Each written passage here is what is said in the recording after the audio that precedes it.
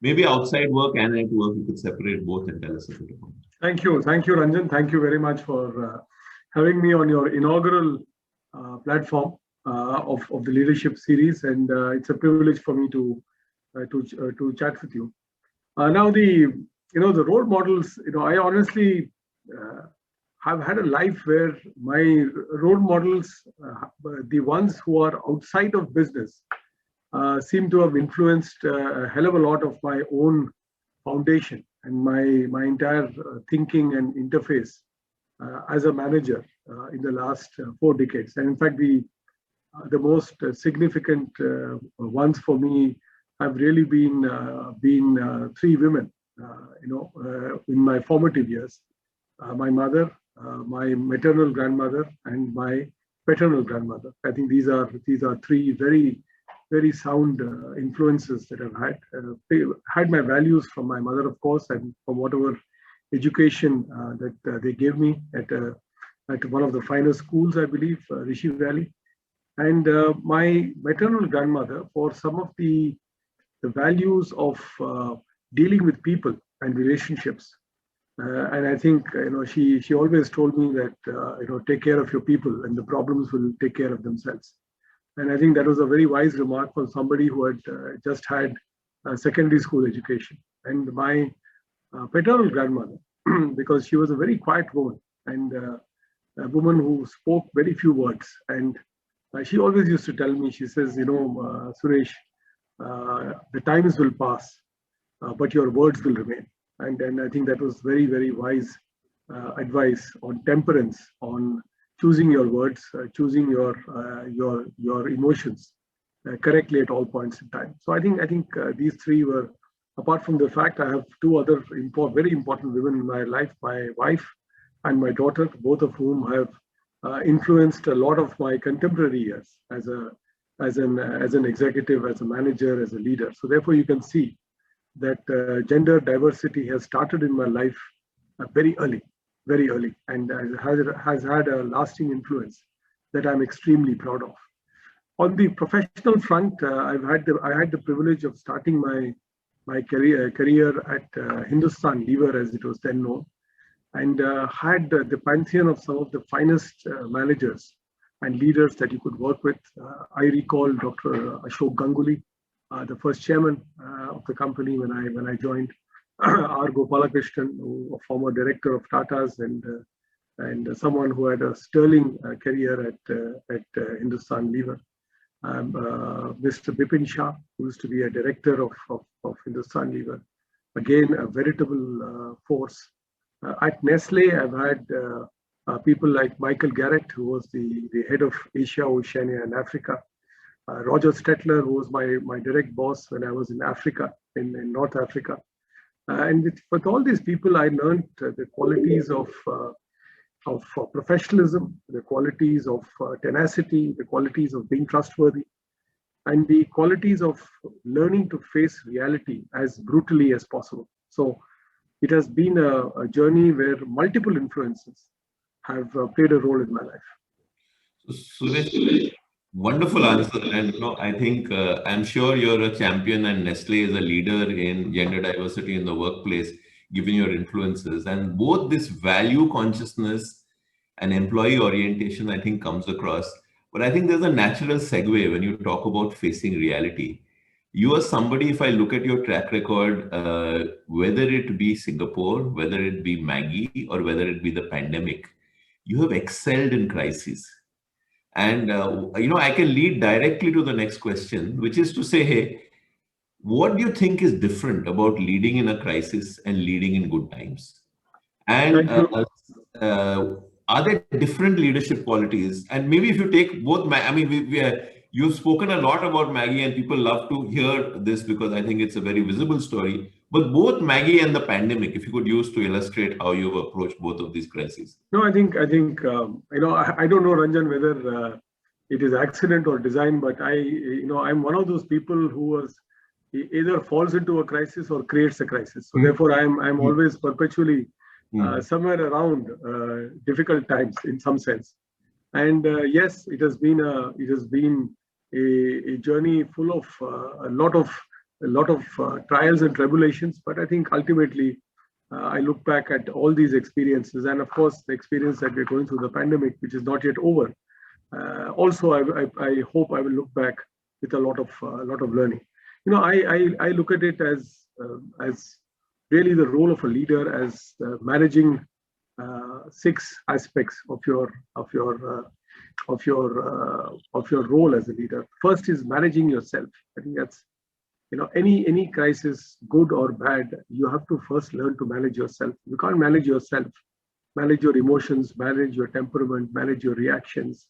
And if you don't have this self-reflection or mindfulness, as they call it, I think it's very, very difficult to lead in good times, and especially in bad times. It can really be a millstone around your neck if you don't have the ability to manage yourself. Managing priorities, I think that's the second big piece.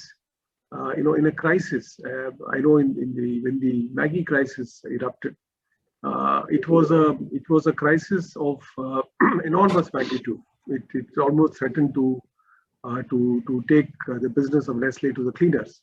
And there were various aspects of that. You know, there were operational issues, there were regulatory issues, there were people issues, there were partnership issues, there were business issues. I mean, there were different things that were tugging you in different directions. And yet, the priority that I set for myself, and this was after some reflection with my team as well, was to focus on people and relationships. I said these are the 2 most important things that I have to address myself to. People, because my people, you know, almost more than 7,500 of them, many of whom have been tenured Nestle people, were very badly affected. Their self-confidence had been shattered. You know, Nestle is a very proud culture. It's a culture that we are very happy, we are very proud, we are very satisfied working for this company. And people I worked for 22 years, but I am probably a relative youngster in this team. There are people who work for 30 years, 35 years, and some even last up to 40 years, which means their entire working life from the time they left university, they have spent at Nestle. So I think focusing on people and focusing on relationships, which is with the outside world, is really what I focused on. What am I doing in the pandemic? Pandemic, my priorities are very clear. 2. Number 1, my people again. Safety, security of my people is and will remain the number 1 priority. Business will come and business will go, but a leader can never walk away from his people. I mean, that's my belief. Maybe it's old-fashioned, but that's the way I've been trained. And number 2 is continuity of business. You know, we are blessed to be a company in a sector where our products are asked for and our products are sought after by consumers at these difficult moments. And therefore, the key task is to ensure continuity of business. The third is managing communications. I think, you know, so much depends on the attitude and the motivations and the visibility of the leader. If you are quaking in your boots, don't show it. If you are lacking in confidence, it shows very clearly in the manner in which you speak. They always say that attitudes are infectious. And I think a positive, calm, mature attitude and clear communication with no jargon, making things simple and absolutely transparent is extremely important. So managing communication, and this is a second piece that is very, very important in a crisis. You cannot have conflicting information. You can't have if, yet, and then, but we will do this. It is, yes, this is the situation and this is what we will do. So communication goes together with understanding and comprehending reality. And that reality you have to see as a leader. Nobody else is going to keep telling you that. Managing expectations. You know, fact is, we are in a pandemic. We are in a very, very serious situation today. There could not have, I can't recall in my 6 decades of life, a situation where there is as much of tension, uncertainty, and danger the way we see today. So managing expectations, calibrating expectations is very, very important. We are here, my friends. We will traverse 6 centimeters, 6 inches, 1 foot, 3 feet by this time period. That's all that we can expect. learn to accept it with humility and don't try and show hubris at this time. Managing conflicts. This is a time when everybody wants to get your attention on everything. Everything is burning. So like managing priorities, you have to manage conflicts. And during this period, priorities, managing communications, and managing conflicts become extremely important. And the last one, which is probably something which is understated, but in my belief, Ranjan, is probably the most important, both for a leader and for his key team, is managing energy. This is the time when you think you are very energetic because you're working from home. You're avoiding 2 hours of travel, and you're avoiding sitting in an aircraft for 2 hours, and you're avoiding all the lounge food that you are eating and various other things. But the fact of the matter is that your energy gets dissipated very quickly as you sit on a Zoom call or as you sit on an MS Teams call, and you realize that actually you're feeling very drained, because communicating face to face is a lot easier than trying to communicate with a team of 100 or a team of 50 on little square boxes or rectangular boxes that you see on a Zoom call. So I think managing this energy is very important, because if the team feels drained, then that's it. And then it's very difficult to get the organization moving. So these are the 6 M's, as I call it: the managing self, managing priorities, managing communications, managing expectations, managing conflicts, and finally managing energy. Suresh, brilliant answer. I think there is it gives us a little bit of a framework. Maybe there's an article that you may want to write someday looking at crisis and maybe even flesh that out a bit. I'm going to focus on 2 or 3 of these and go a little bit deeper. And one of the things I think you talked about, managing self and managing energy. Any tips for leaders on how they manage themselves in crisis? How do you stay grounded? How do you find your own personal space? Because you are going through your own stresses, right? You have problems within your family, within your relatives, yes, all of that. And yes, that cannot show, and you still have to absorb that. So any thoughts? Yes. Look, I think 2 or 3 things is what I use, Ranjan, most often. And I think these are very common, so nothing greatly revealing about it. Number one is I live to a purpose and a set of values. For me, respect, dignity, transparency, and trust are extremely important. I mean, you can be a genius, but if you don't have these 3-4 characteristics, at least in my lexicon, it becomes difficult for me to deal with you. So I believe that at this time, being trustworthy, being transparent, it is not being loved. You have to be trusted. A leader's job is to be trusted. It is not to be loved. It is not. I'm not willing. I'm not standing for election. I'm not standing there to be accoladed by the maximum number of people. I'm standing there because I am trusted, and my people look at me and say, "This man, we can trust him to see us in this terrible storm." And I think that is extremely important. So living with your purpose and values is extremely important. Number 2, to be grounded. I always believe that leadership is a journey, and you start the journey, you will end this journey. I'm approaching towards the end of that journey. All my listeners, most of them are going to start this journey. So it's an exciting journey, and it will take you to many destinations. But you must realize that one day it will come to an end. So the more grounded you are, the more you realize that it is not about you, but it is about whom you can impact that really matters. I think Larry Bossidy had said it very well, the chairman of Honeywell. He said, "You'll never be remembered for the turnover you developed, you achieved, or the profits you achieved. You'll be remembered for how you made the other man feel." And that's really what our legacy of leadership is all about. When people talk about a J.R.D. Tata, nobody talks about all the great industries that he set up. They talk about the human values. They talk about the ethics, the principles, the humility of that man.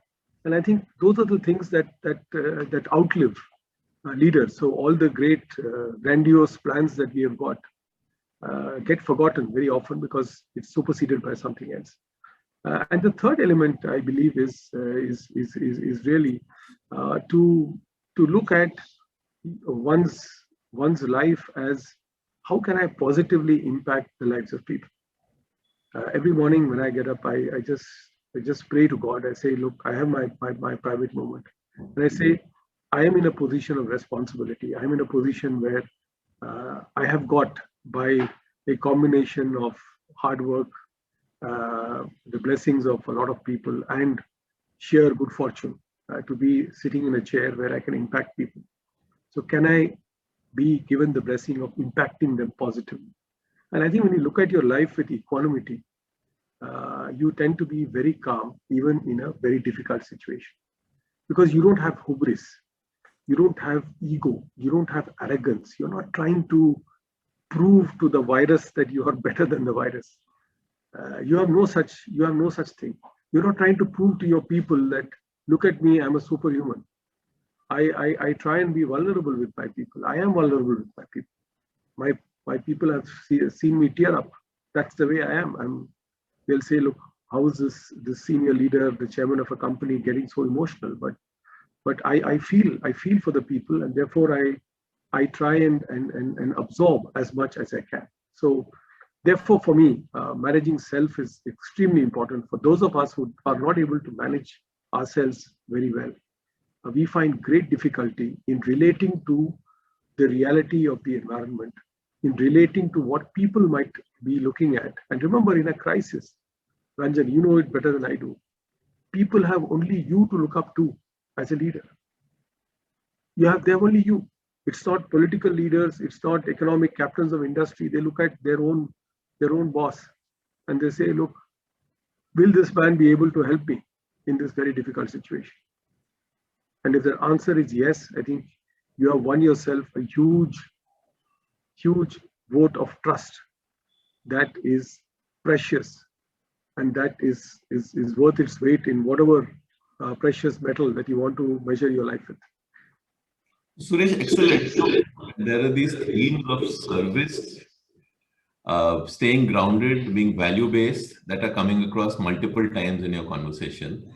If I can just push the envelope a little bit, I'm sure you have encountered situations where, due to business exigencies, you had to let go of people, or tone down the employment in a division. So with somebody as employee-centric and people-centric, how do you handle situations where you have to tell employees things which will hurt?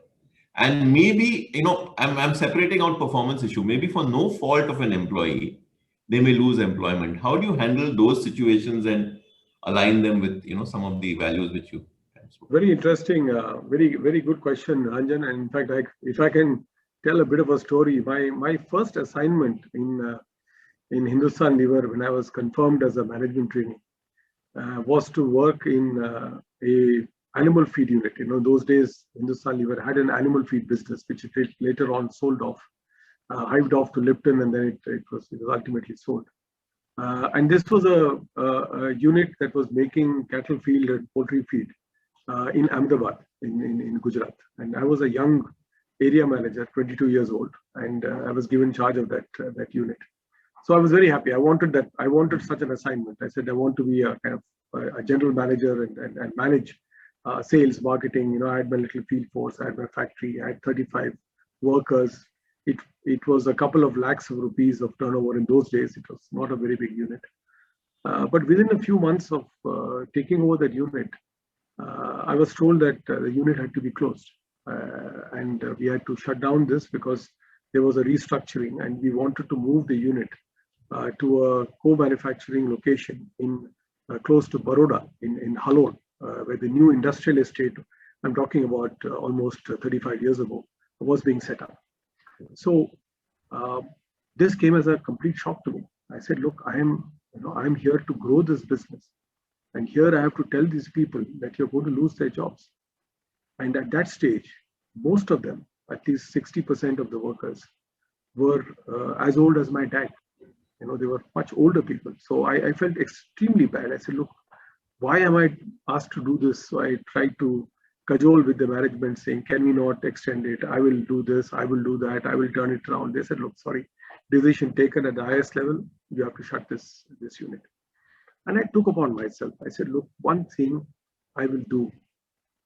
I know I'm giving the worst news to these people, but I will be completely transparent, and I will fight for every rupee that they deserve to get. And I will ensure that they are treated with dignity and respect when they leave this company. Many of them have given their lives to this company. It is for no fault of theirs. It's not that they messed up and did something that it happened. And I did that. So in my talk with the union, there's a very tough union leader called Chidambaram, and he told me, he says, you're a chokra. He said, you're a young fellow. What are you coming and telling me? I said, sir, I'm a chokra, yes, but I'm telling you the truth. We are shutting down this unit, but I will ensure that your people, that my people, will get whatever best they can from the company as they leave. So we did that. In the end, the deal was stuck because they wanted a watch. Those days HMT Janta was a great watch. They wanted an HMT Janta, and of course the company, somebody dug in his heels and said that we give as long service awards. We don't give it as tokens for people who are being retrenched. I said, okay, I'll pay for it. And little realizing that I could probably pay for 10 watches with my salary then, but not more. But I said, look, I'll pay for it. Then some elderly manager in the division said, no, don't, calm down. Typical youngster who's getting out of hand, and managed to get that approved. And I got them the watch as well. And I still remember, Ranjan, as a result of whatever simple things that we did, the workers gave me a farewell. It was not I who gave them a farewell. They gave me a farewell because they said, you were decent, you were respectful, and you were kind to us. And that set in motion my principles of leadership in life. I've never walked away, Ranjan, from tough decisions. I've taken many, many tough decisions, but I've always believed that values, principles, trust, respect, and dignity are extremely important. You can give the worst news to a human being, but if you treat him with dignity and respect, he will swallow it. But if you treat him with indignity and give him the best news that he is being promoted, he's being given X amount of money and recognition and whatever, it doesn't work. So these simple, in a society now, that's why I want to tell you youngsters, in a society where brashness, where arrogance, where hubris, where showing that you are much bigger than you look has become so important, just question yourselves. Maybe dignity, maybe humility, maybe respect suits you better. The choice is yours, but it's an option you have.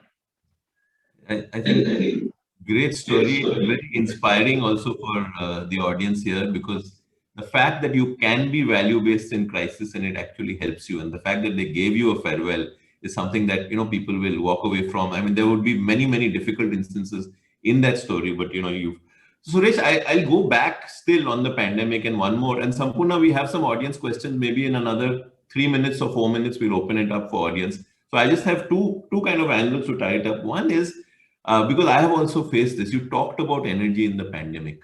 How do you keep your employees connected to your organization when everything is remote? Are there any specific mechanisms you use or ideas that might be very? It's a very good question, Ranjan. And I really use 2 or 3 mechanisms for keeping in touch. One is that I am in constant touch with my immediate leadership team. I call them up informally, and just chat with them. I don't have a business review with them, but I just chat with them on their teams, what's happening, what are the concerns that is affecting people. And during this period, fortunately, Nestle is in that sense a blessed company. I've given some of the best bonuses and incentives for my people. I've given them some of the best salary increases during this period. We have not retrenched anybody. So I took upon this as a pledge. I said, I did this in the Maggie crisis. I did that, did this time as well. I said, nobody will lose their jobs. We will try and ensure, we will cut everything else to the bone, but we will not deprive a human being of the fig leaf of respect that they have in their lives, which is a job.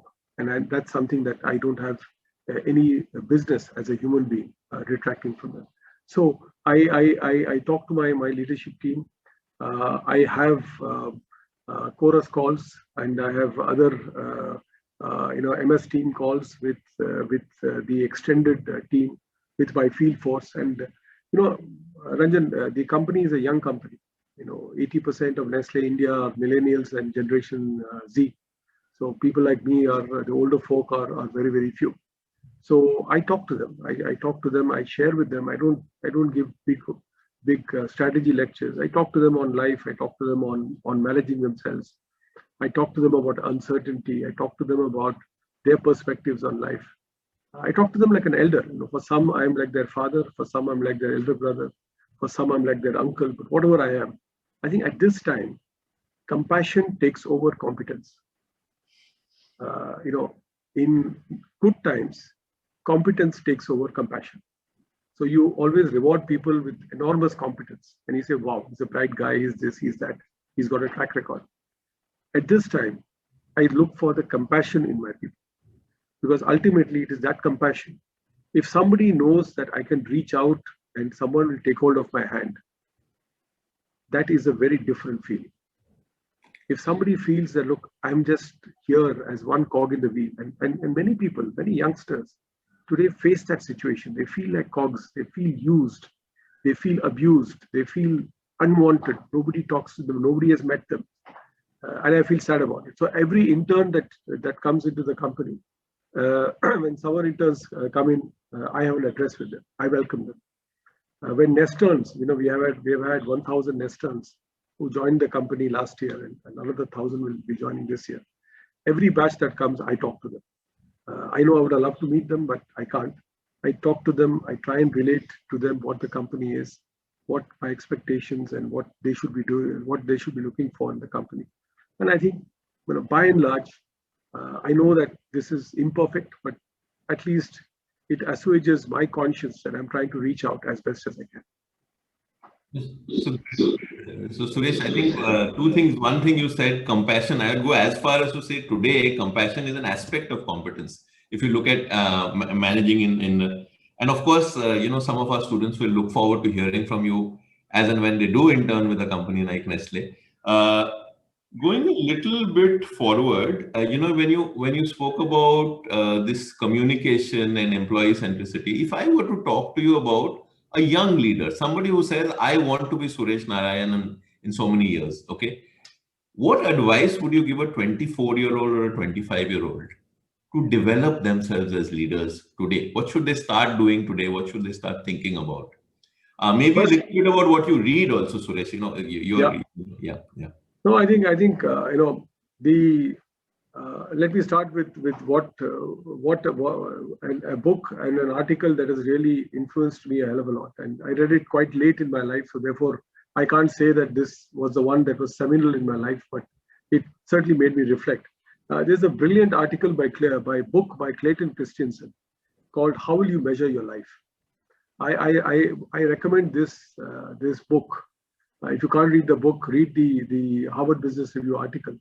It was classes that he took. He was absolutely a brilliant professor. Ranjan, you know more about him because you are in that field. But he was absolutely iconic. And he's written this very, very good book, and I've read the article as well.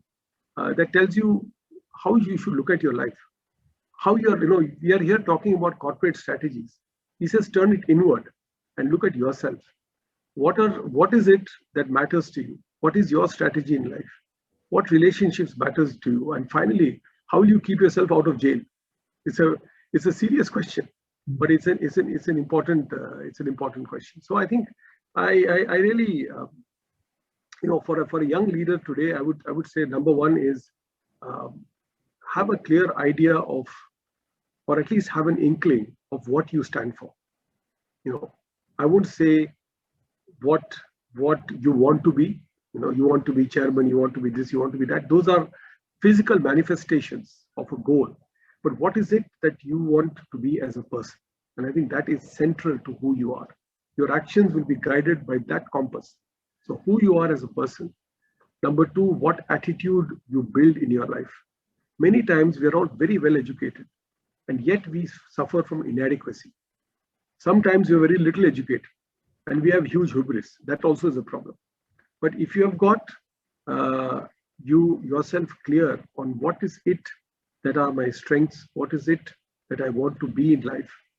And number three, Combine this with curiosity and receptivity. Learn from the outside. Again, you have to learn to swallow your pride, to learn to be humble and listen to people.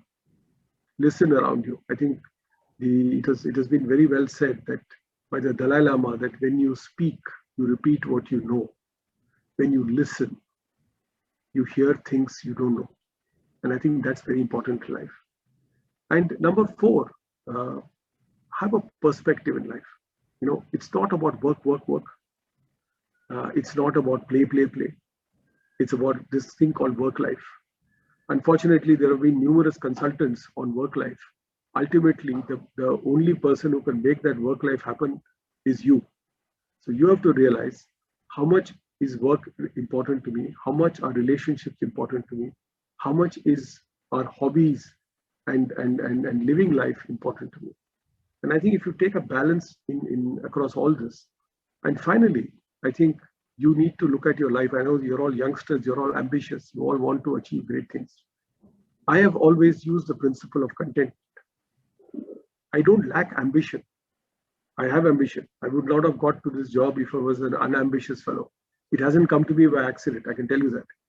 But I've always had a measure of contentment. Contentment is I have done my best. This is what I've achieved, which is my best.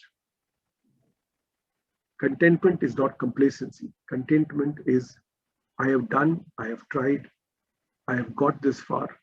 Let me be happy. And today, my young friends, you need to be conscious of the word gratitude in your life. You have so much to thank the Lord for, so much. Today in this pandemic, as millions of people go through enormous pain, you are blessed to study at an institution of outstanding caliber. You are going to seek your careers at privileged places across the globe. You're going to interact and do things that are very, very different from what millions of your brethren. The only difference is the accident of birth. You are born in a particular family, somebody is born in a slum. That's all. That's all. So realize the word gratitude in your life, and I'm sure good things will happen to you. Very, very powerful. Sampurna, can you read out if there are some audience questions? And then Suresh, my last request would be, I know you are a fan of Kabir's Dohas. So if there is a nice 2-line poem at the end of it, we'll take a couple of questions and then, I will leave. Sampurna, all yours. Hi, Suresh and Ranjan. It's been absolutely fantastic listening into your conversation. First question is that Bimal asks that a large number of business leaders and organizations themselves still haven't found out what the core DNA of them as leaders and organizations are. He asks why, but I would push it a little and say, but how can they if they haven't yet? Well, I think it's a very good question, and it's very sad if people working in organizations haven't figured out what their own DNA is and what the DNA of the company is. Because I've always believed that successful careers or happy careers or content careers are made when there is a synchrony and synergy between the corporate DNA and your own DNA. When the corporate purpose and values entwine with your purpose and values, makes for an excellent partnership. I mean, I can say that of my career with Nestle. I'm extremely resonant with the purpose and values of my company. And therefore, the company is also as resonant with me because they say, okay, you're practicing whatever we stand for. And I think it happens because we look at our jobs with preconceived notions. We have lenses. We want it to be something that it is not. And we don't realize what the organization is expecting me to be.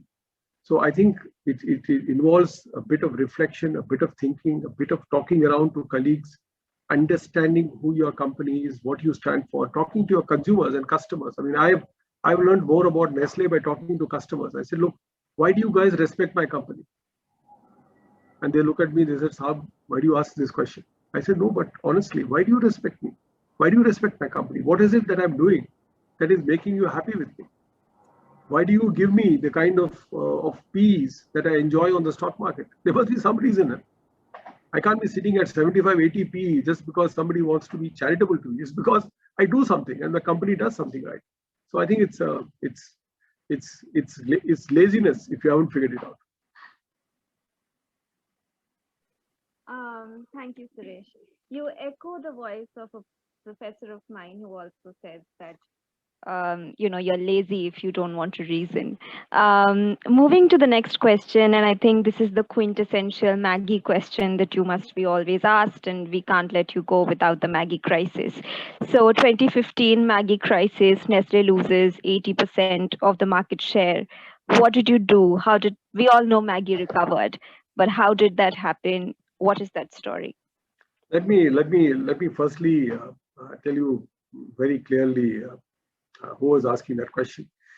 Look, it is the Maggie saga is not about me. I know there's too much attributed to what I might have done as a leader and what I have stood for, etc., etc. But really, I want to tell you in all seriousness, I did play a role. I did have a role. Obviously, it's not that everything would have happened without my existence, but I played a small role. I think the role that was played was by two entities. One is my employees, my team, I think who showed the amount of commitment, tenacity, hard work, determination. The heartbeat of the company during those 6 months was bring Maggie back. That's all people thought about. They went to any extent. I always reflect on this. Give a man purpose, and magic happens. And that's fundamentally all there is to good corporate life. You give people a sense of purpose and magic happens. They do things which is completely, you can't, I remember Dr. Ganguly used to say about Hindustan Lever, it's a company of ordinary men doing extraordinary things. And that's really what corporate leadership is all about. I mean, you get ordinary people to do extraordinary things. So I think people did a fantastic job. Number two, Sampurna, I'm sure you're also a consumer of Maggie. Maggie is a hugely loved brand. There is, I am only a custodian of the brand. The brand is so loved. It's like a friend. It's like, people during this pandemic have written to me saying that, look, it's like a buddy. I mean, please ensure that I get 5 packets of this, because without it, I feel as if my life is, as it is, it's in disarray. It is as if this familiar thing in life that I have, which is the brand, the Maggie is also walking away from me. So I think the consumer's love for the brand itself brought it back to leadership within 3 months, and is still probably the only example I can think of in the consumer goods world, of a dead brand, a brand dead for 6 months that resurrected itself to life and leadership within 6 to 8 weeks. I think that is the saga of this brand. Thank you so much, Suresh. We have 4 minutes. I have one question to add before we move on to the Kabir Doha. I've been a student of Kabir and I would love to hear that as well. Ranjan, do you have something to add? No, I think one question quickly, and then I'll try to just encapsulate it a bit and hand it over to Suresh. Sure. So, Suresh, you spoke about putting people in the middle and that you haven't retrenched anybody in the biggest of crises that you've had in your career. I personally heard about my previous organization shutting shop just a couple of days ago in India, and 70 odd people were let go of over a Zoom call. And it's been extremely distressing and painful. And we've been in touch with some ex-colleagues to see, what can be done. But my larger question to you would be that how can companies do better in crisis? Because you said you've managed this, right? Like you haven't taken the step of letting go of people. So how can leadership take charge in a way that business can be sustained without having to let go of people as the only sort of resort? Look, I've always believed in a simple philosophy, Sampurna, that yes, we are all going through a crisis. I have to cut I have to cut costs. I have to look at ways and means of pruning my hedge to ensure that I stay in business. I always look at non-people costs first. I say, what are the things that we can comfortably do without and brutally chop it? And how can I come last to people costs? And till now, by the grace of God and by the strength of my business, I've been able to manage it. But even if I have to, and as I was telling Ranjan, I have retrenched people in my life. It's not that I have not, I've done this time and time again across businesses. It's a hard reality of business. Initially, in my first experience, I felt very bad about it. I felt miserable doing it in that Ahmedabad incident that I told you. But later on, it kind of became, you faced it that as a corporate leader, this is part of what you're supposed to be doing. Two things I've never allowed myself to do. Number one is trample on the dignity of the human being. The dignity and self-respect of that human being is extremely important. Whether he's my coffee boy or whether he's my chairman, he gets the same respect from me. I don't care what else is right or wrong, but that I will not compromise. So I will never get myself, and I can't even think of getting myself, to get even 3 people on a Zoom call and tell them you're fired. It cannot be. It cannot be, it will not be, because I think it tramples, and you don't realize that behind that human being, there is a family. There are wives, there are children, there are mothers, there are fathers. What happens to these people? And many of them therefore get derailed for life. And am I God that I can derail people for life? So I think, it's okay. I say sometimes, some people tell me in my company that, sir, you are much too kind and compassionate at all times. I said, look, I'm not kind and compassionate. I'm just being human. And I think just learn to be human, that's all. On that very inspiring note, am I audible, Sampurna? So on that very inspiring note, Suresh, one comment, Clayton Christensen used to say this, that, why is management a noble profession? Because there are families that are going home happier because you are doing your job. So you are responsible for the people you lead. So that sense of service, that sense of gratitude, humility, openness, these are common themes. A theme of being deeply value-based, and the fact that you can do all this and be such a decorated leader, and perhaps be such a decorated leader because you do all of this, is something that gives our students and our audience a lot of confidence. Maybe I will leave, Suresh, because I've never heard you speak without Kabir coming in the picture. So I think that's a good way to end this. Well, firstly, thank you, Ranjan, thank you, Sampurna, thank you to Bitsom. And I must say, before this, I must quip that I'm probably, as I said, the least educated corporate captain. I neither went to IIT, nor did I go to IIM, nor did I acquire an MBA.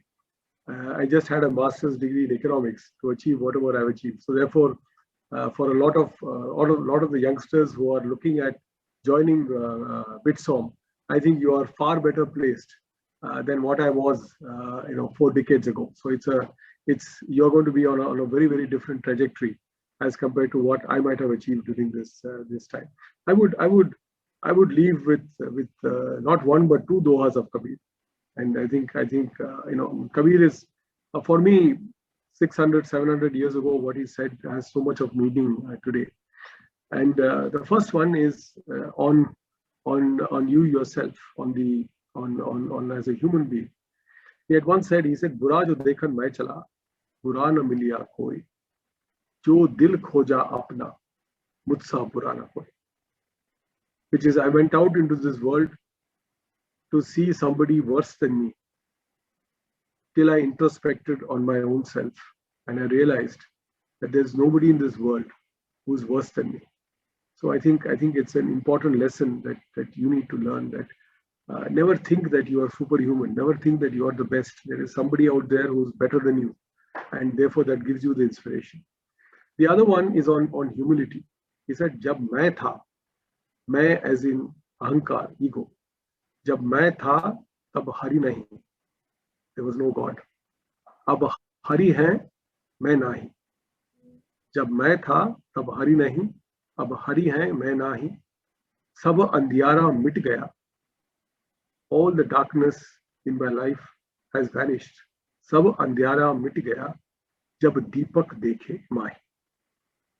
When I see the inner light of myself, all my darkness gets dispelled.